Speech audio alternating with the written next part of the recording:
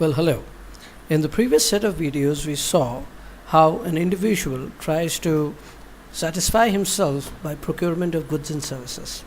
But since this requires resources, and these resources get depleted with every purchase, one also needs to generate certain resources. And in order to generate certain resources, one has to resort to activities of production or investment. So, consumption necessitates production, and production facilitates consumption. We also found that an individual has to rely on the society, the market, and the entire economy for procurement of goods and services that he doesn't have. And on the other hand, he also needs a market for the goods and services that he or she produces in order to earn money and generate further resources. So based on this underlying principle, we shall explore the circular flow model of an economy. And the circular flow model of economy, let's first note down, this is circular flow model. So how the goods and services and the money circulate or move within the economy is a concept that we understand under this circular flow model. So circular flow in an economy can exist in two forms. One is the real circular flow, and the other happens to be the monetary circular flow. Real circular flow means the flow of goods and services and resources within an economy, whereas money flow talks about the flow of money in form of payments and in form of direct transfers from one person to another. So what are the different entities that exist within an economy? Based on a previous understanding of topics, we know that one entity is the individual himself when he's acting as a consumer. So we would collectively call those consumers or individuals here as household. So on one hand, we have the households, that is the consumers who are going to consume goods and services. So the primary role of a household is that of consumption. Then we understood that consumption is the first activity that drives the economy, but this consumption necessitates production. So, and that's where individuals either perform the role of a producer or a factor of production. So we'll call them collectively as a firm. So a firm is an entity that produces goods and services, while households are entities that consume goods and services. So the role of a firm will that be of production, So the firm is a producer, the household is the consumer.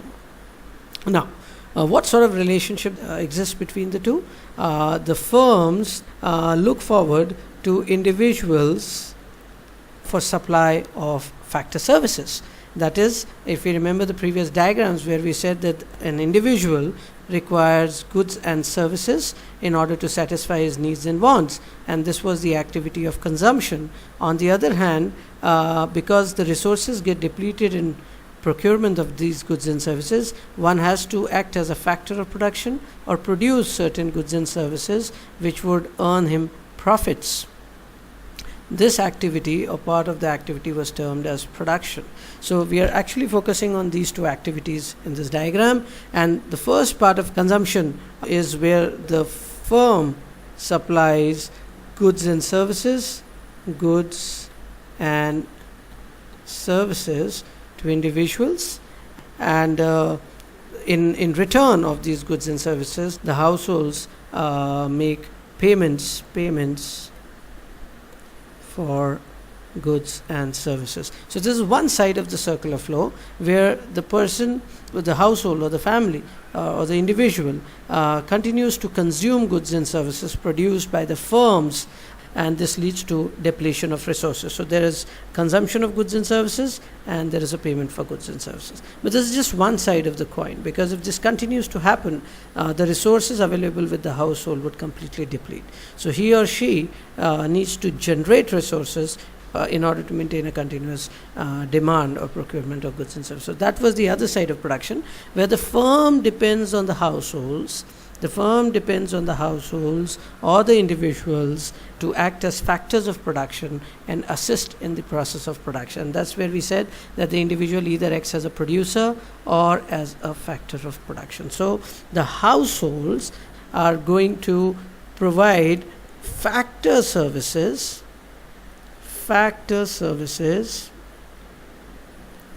to the firms, and in return the firms would provide factor payments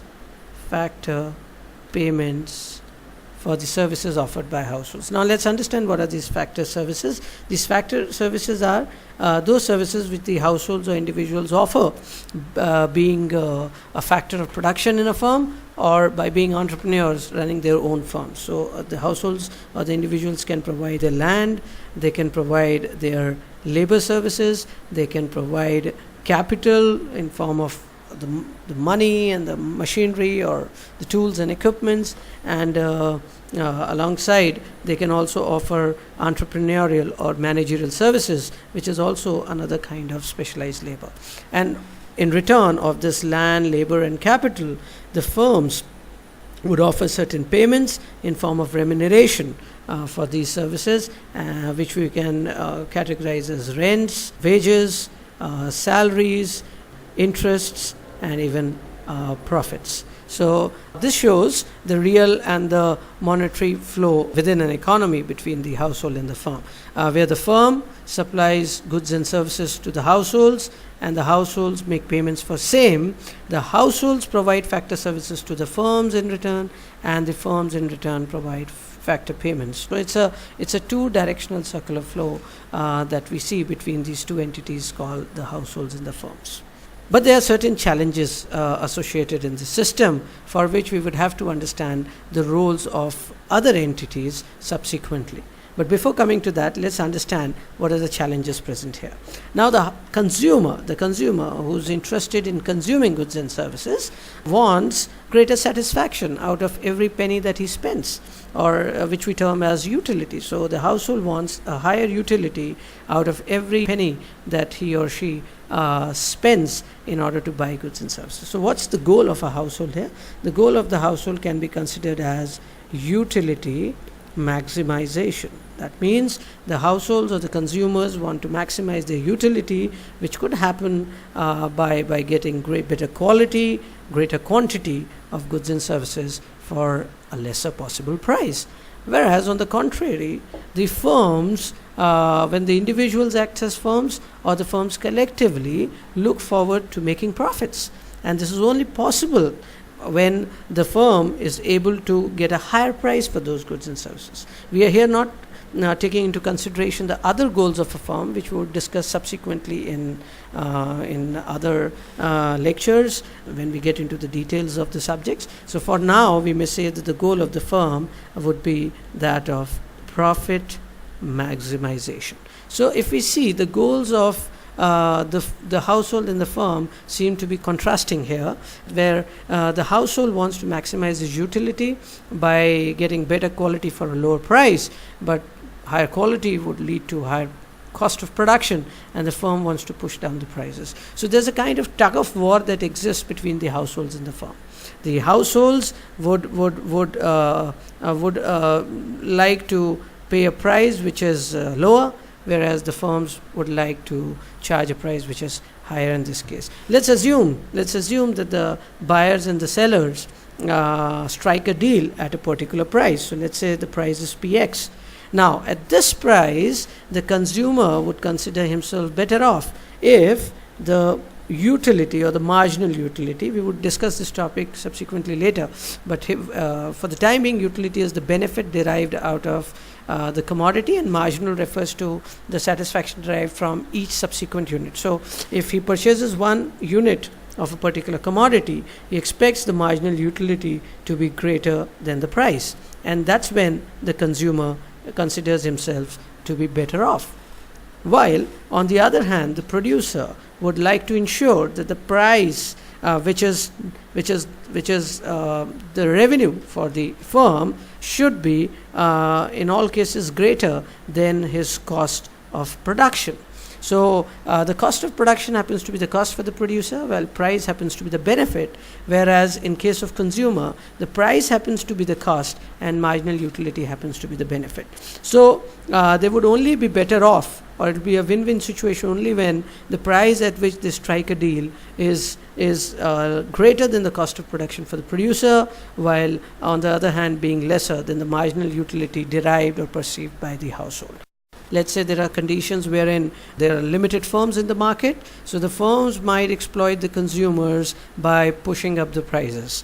On the other hand, when the buyers are limited in number, they might manipulate the firms by having a stronger bargaining power and pushing down the prices here. So in such cases, when it's a buyer's market or a seller's market, there might be challenges arising in a system, and that's where you require entities like a regulator or a government, which we would discuss subsequently in the next video when we explore the circular flow model with more than these two entities, and we'll understand a 5-entity circular flow model with government, with the financial sector, and the foreign sector as well.